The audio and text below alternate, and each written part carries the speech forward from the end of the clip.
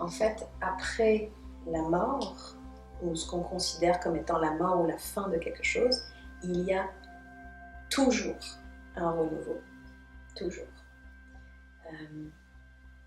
Il n'y a pas meilleure enseignante que ça, que la nature. Vous voyez, là, en ce moment, on est en hiver, et puis l'hiver, c'est de toutes les saisons qui existent, c'est la saison qui est associée à la mort.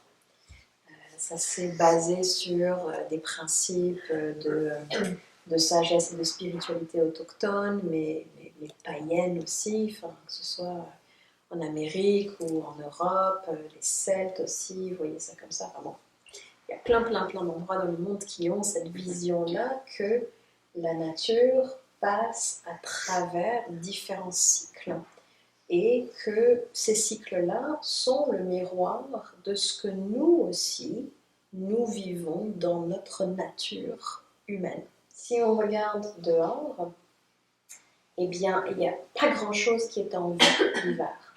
On se promène dans le bois, c'est silencieux, c'est tellement silencieux. C'est en dormance. Tout le monde fait dodo, tout le monde fait un petit peu le temps. Je pense aux amphibiens qui sont tout gelés en ce moment. Les tortues aussi, enfin, qui sont comme vivantes mais un peu mortes en même temps. Enfin, il y a vraiment cette qualité de la mort qui est présente. Et puis, la nature a besoin de passer par cet espace-là, par ce temps-là de restauration, pour se régénérer complètement, pour que, au moment où arrive le printemps, la vie puisse dégeler, se réveiller à nouveau et reprendre un nouveau cycle. Tout se remet dans un élan de renaissance au printemps.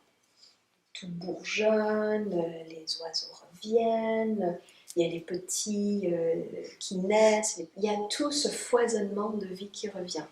Et puis après, il y a l'été, et puis ensuite il y a l'automne, et puis de nouveau, c'est l'hiver. Et puis de nouveau ensuite, c'est le printemps, et puis l'été, et l'automne, et l'hiver, et puis de nouveau, et puis.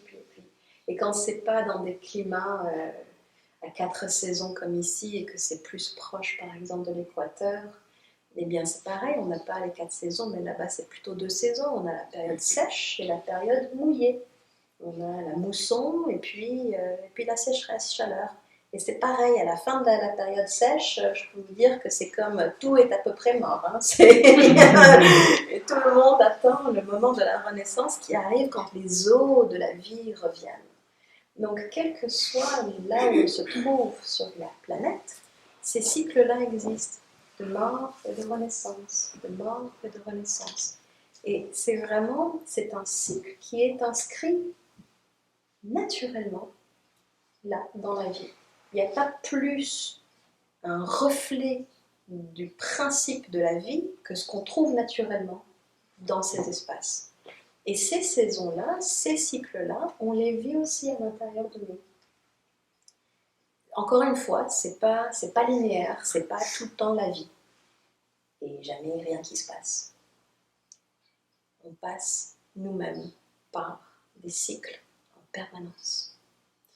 À l'intérieur de nous, on vit des hivers, on vit des moments plus difficiles où on plonge à l'intérieur, où on fait le bilan, on fait le deuil de plein de choses. Pour ça, l'hiver, c'est souvent un moment difficile. Hein. On est comme plus amené à l'intérieur de nous-mêmes. On n'est pas en train de faire full d'activité comme à l'été. Hein. C'est pas du tout la même énergie.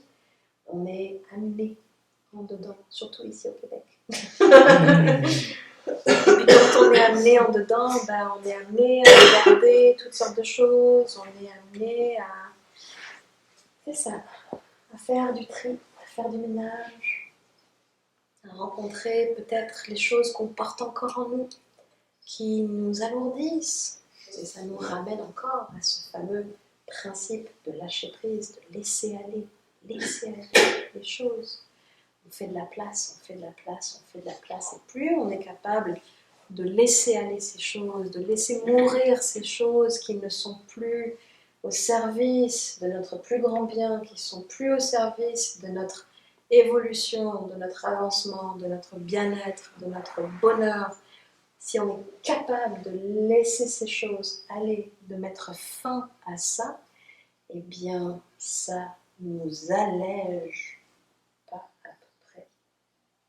Et ça fait que quand le cycle de la vie reprend au printemps, quelque chose de nouveau peut fleurir en nous aussi. Il n'y a rien qui peut fleurir s'il n'y a pas d'espace pour que ça fleurisse. C'est vraiment comme un verre. Hein. Si votre verre il est déjà plein